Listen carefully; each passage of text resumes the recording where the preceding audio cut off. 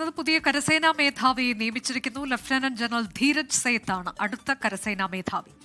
നിലവിലെ കരസേനാ മേധാവി ജനറൽ ഉപേന്ദ്ര ദ്വിവേദിയുടെ കാലാവധി തീരുന്ന പശ്ചാത്തലത്തിലാണ് പുതിയ നിയമനം. ഈ മാസം 30-ന് പുതിയ മേധാവി ചുമതലയേൽക്കും. PR അരവിന്ദ് ഡൽഹിയിൽ നിന്ന് ചേരുന്നു കൂടുതൽ വിവരങ്ങളുമായി. ലഫ്റ്റനന്റ് ജനറൽ ധീരജ് സേത്താണ് പുതിയ കരസേനാ മേധാവിയാവുക. അദ്ദേഹത്തിന്റെ പശ്ചാത്തലം, അദ്ദേഹത്തിന്റെ കരിയർ റെക്കോർഡ്, അതിനെക്കുറിച്ച്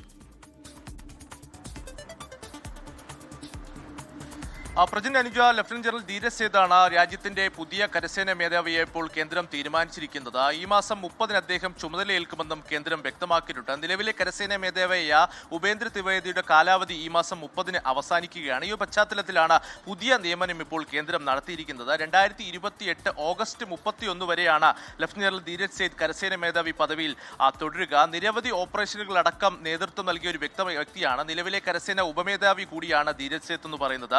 ജമ്മു കാശ്മീരിലും അതുപോലെ തന്നെ വടക്ക് കിഴക്കൻ ഇന്ത്യയിലടക്കം നിർണായക ഓപ്പറേഷനുകൾക്ക് നേതൃത്വം നൽകിയിട്ടുണ്ട്. 4 പതിറ്റാണ്ടോളമായിട്ട് സൈനിക സേവനം അനുഷ്ഠിച്ചു വരികയാണ്. നിരവധി പുരസ്കാരങ്ങളും അതുപോലെ തന്നെ മറ്റ് ആദരവടക്കം രാജ്യം നൽകിയിട്ടുണ്ട്. പരംവിശിഷ്ട സേവ മെഡൽ, ഉത്തം യുദ്ധ സേവ മെഡൽ തുടങ്ങിയ വിശിഷ്ട പദവികൾ അടക്കം അദ്ദേഹം കൈപ്പറ്റിയിട്ടുണ്ട്. എന്തായാലും അദ്ദേഹമാണ് ഇന്ത്യയുടെ പുതിയ കരസേന മേധാവി എത്തുക. ഈ മാസം 30-ന് അദ്ദേഹം ചുമതലയേൽക്കും. 2028 ഓഗസ്റ്റ് 31 വരെ ജനറൽ ധീരജ് സേത്ത് ഇന്ത്യയുടെ കരസേന മേധാവിയായി തുടരും.